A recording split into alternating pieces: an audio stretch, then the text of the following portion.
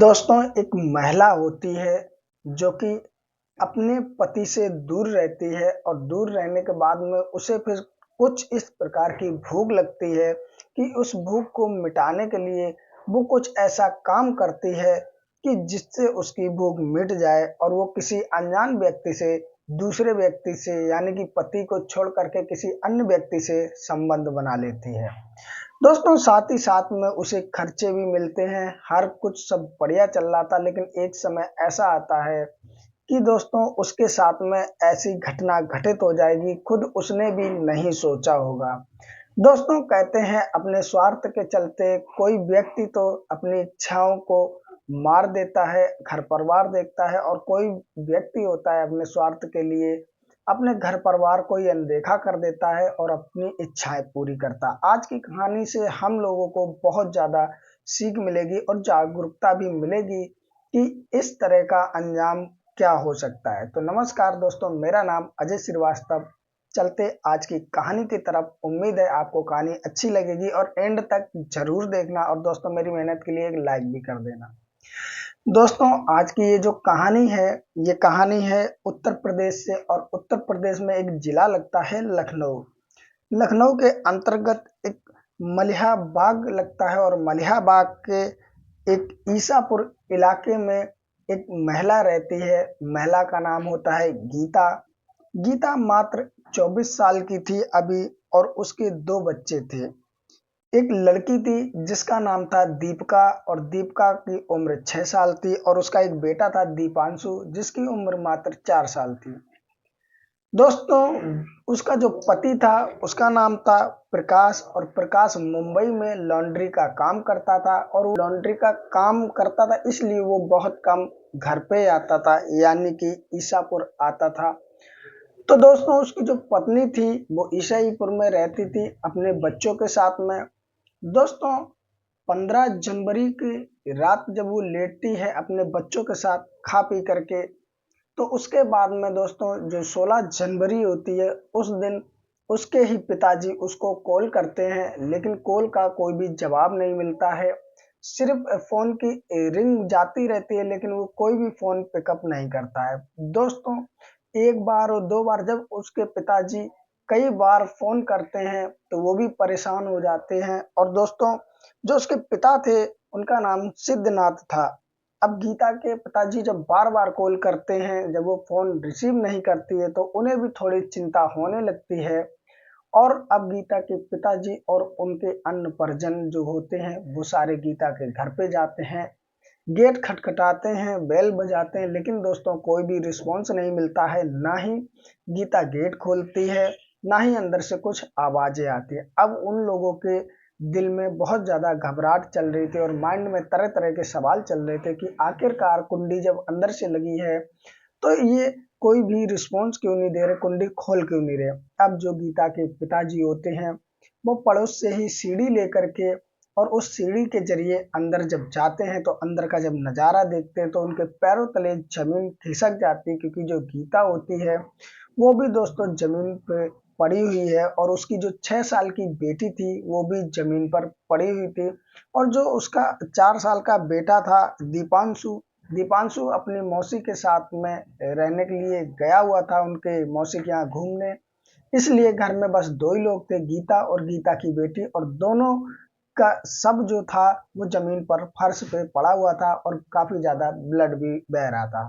दोस्तों, वैसे ही गीता के पिताजी चीखने लगते हैं अंदर से। जब कुंडी खोलते हैं तो सब लोग अंदर का नजारा देखते हैं तो हर कोई परेशान हो जाता है कि आखिरकार ये क्या हो गया और किसने किया। अब दोस्तों, तुरंत ही जो गीता के पिताजी होते हैं वो पुलिस वालों को कॉल करते हैं, और जो पुलिस वाले होते हैं वो मौके पर ही पहुंच जाते हैं, और पहुंचने के बाद में बहुत बारीकी से वहां की छानबीन करते हैं, क्योंकि दोस्तों उन दोनों का गला रेता हुआ था, तो किसी ने हत्या की है इसीलिए उनकी मृत्यु हो गई। दोस्तों, उसके बाद में पुलिस वाले जो होते हैं अच्छी तरीके से छानबीन करते हैं, और जो दोनों के शव होते हैं वो पोस्टमार्टम के लिए भेज देते हैं। दोस्तों, जब पोस्टमार्टम की रिपोर्ट आती है तो उसमें होता है कि डंडों से, डंडे की तरह जो भी चीज हो उससे कई बार सर पे और शरीर पर वार किए गए, उसके बाद में गला रेत करके हत्या की गई। दोस्तों अब ये जो पुलिस वाले होते हैं जब अच्छे से छानबीन करते हैं तो गीता के पास से 2 मोबाइल फ़ोन बरामद होते हैं। एक मोबाइल फ़ोन स्विच ऑफ था और एक मोबाइल फ़ोन साइलेंट पे लगा हुआ था। दोस्तों मोबाइल फ़ोन की जब कॉल डिटेलें देखी जाती हैं तो गीता ने मोबाइल फ़ोन और मैसेज जो हैं वो डिलीट कर दिए थे। शायद गीता ने किए हों या किसी अन्य ने किए हों, लेकिन उस फ़ोन में कोई भी कॉल डिटेल और मैसेज मिलता नहीं है। उसके बाद में दोस्तों फिर पुलिस वाले जो होते हैं उसकी कॉल डिटेल निकलवाते हैं। जब निकलवाते हैं तो पता चलता है कि बीते 11 महीने में एक व्यक्ति के फ़ोन से 1600 बार कॉलें आई हैं और इन 1600 कॉलों में दोस्तों घंटों-घंटों बातें हुई। जब पुलिस वाले उस व्यक्ति का बायोडाटा निकालते हैं तो पता चलता है कि उसी ईसापुर क्षेत्र का जो निवासी वो व्यक्ति होता है उसका नाम विकास होता है और विकास रिश्ते में गीता का भतीजा लगता है। दोस्तों जब इतनी कॉल वो पुलिस वाले देखते हैं तो कहीं न कहीं जो पुलिस वाले होते हैं उनका शक का कांटा अब उसी व्यक्ति पर चला जाता है और उसके बाद में जो गीता का बेटा होता है 4 साल का, उसे बुलवा करके पुलिस वाले उससे भी प्यार से पूछा-ताछी करते हैं तो वो भी बताता है कि हाँ, वही व्यक्ति घर पे अक्सर आया करता था और घंटों-घंटों वहाँ पर रुका करता था। दोस्तों अब पुलिस वालों को शक हो जाता है तो पुलिस वाले जो होते हैं उस व्यक्ति को गिरफ्तार कर लेते हैं और गिरफ्तार करके पूछा-ताछी करते हैं थाने में। तो शुरुआत में तो वो इधर-उधर घुमाता है और उसके बाद में फिर दोस्तों वो एक ऐसी सच्चाई बताता है, अपना जुर्म कबूल कर लेता है, जिसको सुनने के बाद में दोस्तों पुलिस वाले और गीता के घर वालों के कानों पे यकीन नहीं हो रहा था। पुलिस वाले जो होते हैं उस विकास से पूछते हैं तो विकास फिर बताता है कि आज से काफी समय पहले, कई साल पहले की बात है। गीता अपने पति के साथ में रहती, लेकिन जो गीता का पति था जिसका नाम था प्रकाश, तो प्रकाश काम के सिलसिले में मुंबई रहता था, यानी कि लॉन्ड्री का काम करता था और प्रकाश के जो अन्य परिजन भी थे जो काम के सिलसिले से मुंबई में रहते थे और गीता जो थी वो ईसापुर इलाके में ही रहती थी। लेकिन दोस्तों कहते हैं कि जो कि चाहे लड़का हो चाहे लड़की हो, हर किसी को शारीरिक भूख सताती है। गीता का पति बहुत कम आया करता था। गीता फोन कर दिया करती थी तो उसका पति आ जाया करता था और वो अपने प्यार के पल बिताया करते थे। लेकिन धीरे धीरे समय दोस्तों कुछ ऐसा आया कि 2020 में लॉकडाउन लग गया। जब लॉकडाउन लग गया तो जो गीता का पति था वो लंबे समय से आ नहीं पाया और गीता जो थी उसको अब इधर शारीरिक भूख सताने लगती है। अब दोस्तों गीता से ये चीज़ बर्दाश्त नहीं होती और वो फ़ोन पर अपने पति से बात कर लेती। इससे ज़्यादा कुछ कर नहीं सकती क्योंकि लॉकडाउन में बहुत सारे व्यक्ति बेचारे फँस गए, परेशान भी रहे जो अपने घर पे नहीं आ पाए। तो इसी में से उसका गीता का पति था, वो भी मुंबई से घर नहीं आ पाया। अब गीता थी, अब उसको ये शारीरिक भूख सताने लगी। तो दोस्तों अब इतने में होता क्या है कि उसी के रिश्ते का ये विकास जो होता है भतीजा लगता है। ये दोस्तों गीता के घर पे आता जाता था। जब ये आने जाने लगा तो गीता जो थी अब विकास से ही नज़दीकियां बढ़ाने लगती है और जो विकास होता है वो भी कहीं ना कहीं गीता पे आकर्षित हो जाता है क्योंकि गीता भी दिखने में सुंदर थी। मात्र अभी लगभग 22-23 ही साल की रही होगी उस समय, लॉकडाउन के आसपास, या हो सकता है 21 साल के आसपास की हो। तो दोस्तों जो विकास होता वो गीता पर अब प्यार करने लगता उसे, क्योंकि गीता बार बार कभी उसके पास जाती, उससे दोस्तों ऐसी बातें करती, रोमांटिक वाली बातें करती, जिससे जो कि विकास होता वो समझ जाता है कि आखिरकार गीता चाहती क्या है। अब विकास गीता को बोल ही देता तुम बहुत अच्छी लगती हो और मैं तुम्हें प्यार करने लगा हूँ। अब गीता को तो एक ऐसा व्यक्ति चाहिए था जो उसके खर्चे भी देख सके और खर्चा तो बात की बात है, मेन चीज उसकी शारीरिक संतुष्टि कर सके। अब दोस्तों गीता राजी हो जाती है विकास से और दोस्तों फिर वो एक फोन अलग रख लेती है। वो इसलिए रख लेती है क्योंकि अगर एक ही फोन होगा उसी से वो बात करेगी तो पति कभी भी फोन करेगा तो दोस्तों वो पकड़ी जाएगी क्योंकि फोन व्यस्त जाएगा। इसलिए गीता एक और फोन रख लेती है जो कि विकास ही उसे देता है। अब दोस्तों विकास से गीता घंटों घंटों बातें किया करती थी, क्योंकि दोस्तों प्रेम प्रसंग में अक्सर ऐसा होता है कि जो बातें होती हैं बहुत ज्यादा लंबी चलती हैं। अगर उसी एक ही फोन से हो तो जरूर वो पकड़ी जाती, इसीलिए उसने अलग फोन रखा। और दोस्तों अब वो घंटों घंटों बातें किया करती थी विकास से। अब दोस्तों गीता के घर पे कोई रहता नहीं, गीता और उसके बच्चे ही थे। दोस्तों गीता फोन कर देती थी और विकास घर पे आ जाता। अब दोस्तों गीता को जो भूख सता रही थी और उसने विकास को भी रात में बुला लिया था, दोनों रात में रुकते हैं। गीता के बच्चे सो जाते हैं, उसके बाद में ये दोनों अपने प्रेम प्रसंग के पल बिताने लगते हैं और दोस्तों संबंध बनाने लगते हैं। जब गीता संबंध बनाती है अपने भतीजे से जो रिश्ते में लगता था विकास, तो दोस्तों जो विकास होता है गीता को वो आनंद दिला देता है जिसकी वो उसे जरूरत थी, जो वो मन में सोचती है। दोस्तों जब उसका एक बार संबंध बन जाता है तो दोस्तों अब जब भी गीता लगती इस चीज की तो वो फोन कर देती विकास को और विकास हाजिर हो जाता, क्योंकि विकास को भी ये सब मिल रहा था, उसे क्या दिक्कत थी। दोस्तों समय धीरे धीरे गुजरने लगता है, समय इसी तरह कटने लगता है। विकास आता है, दोनों की बातें होती हैं और दोस्तों उसके बाद में वो अपने प्रेम प्रसंग के पल बिताते।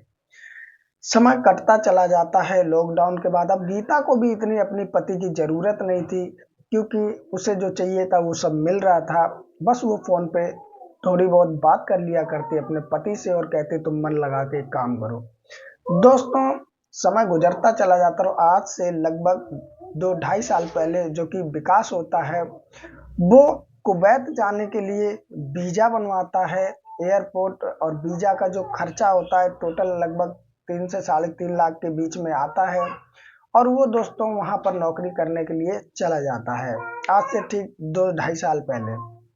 अब दोस्तों होता ऐसा है कि जो गीता थी उसने जो सोच करके विकास से संबंध बनाए, यानी उससे प्यार प्रसंग किया, तो दोस्तों अब गीता वहीं की वहीं रह गई, यानी कि पति तो मुंबई में था। अब जो विकास से उसने प्रेम प्रसंग किया जिस कारण वो भी दोस्तों कुवैत चला गया।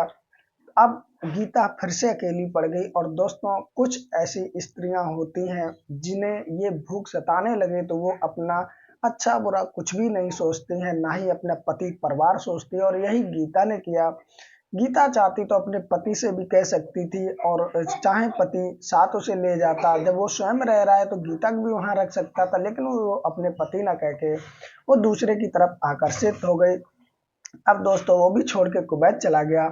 गीता जैसे तैसे 1 महीना काट लेती है, लेकिन दोस्तों फिर से उसे यही भूख सताने लगती है। अब गीता जैसे तैसे 2 महीने काटती है और 2 महीने में उसे कई बार कॉल करती है और कहती है तुम आ जाओ, मेरा मन नहीं लग रहा और तुम्हें जरूर आना पड़ेगा। यानी कि वो विकास पे बहुत ज्यादा दबाव बनाती है और विकास मात्र 2 महीने में कुवैत से लौट आता है। लौट आने के बाद में फिर वो कहता है कि ऐसे काम चलेगा नहीं, तो वो जो विकास होता मलिहाबाद के ही एक कपड़े की दुकान पर काम करने लगता है। जब दोस्तों वो वहां पर काम करता है, जो उसकी सैलरी मिलती है आधे से ज्यादा वो विकास गीता पर ही खर्च कर देता, उसे महंगे महंगे गिफ्ट दिलाता, जेवर बनवाता, कपड़े लत्ते भी दिलवाता।